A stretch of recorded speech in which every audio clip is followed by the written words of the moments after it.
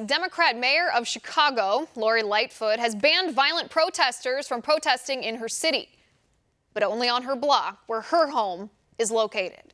That's right, Mayor Lightfoot had the audacity to claim, and I quote, "I have a right to make sure that my home is secure," end quote.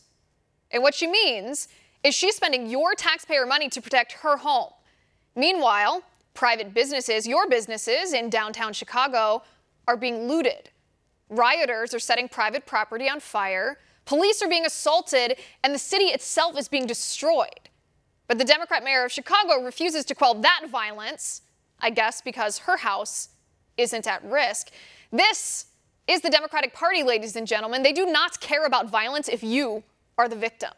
They refuse to enforce law and order if the violence is perpetuated in the name of their Democratic narrative.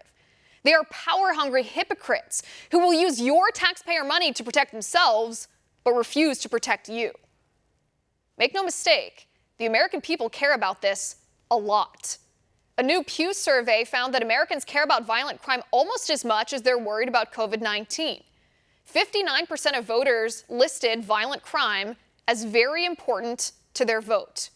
Compare that to the 63% of voters who say coronavirus is very important to their vote. And by the way, guess who this violent rioting and rampant crime is hurting the most? That's right, the black communities in our nation. Thanks to the Black Lives Matter narrative and the demonization of police, black Americans are dying. But not at the hands of police, no.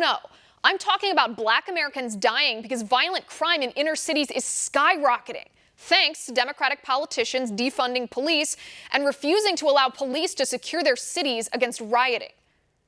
In New York City, for example, shootings in the city where the victims are black are up 177% in the month of June compared to the same time period in 2019. This data, according to the NYPD. Again, we're not talking about police-involved shootings here. We're talking about shootings that should have been prevented by police if police hadn't been handcuffed by the Democrats in New York City government.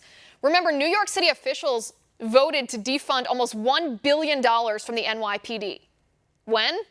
Late June, after New York City Mayor Bill de Blasio had spent months allowing riots and vandals to take over parts of the city.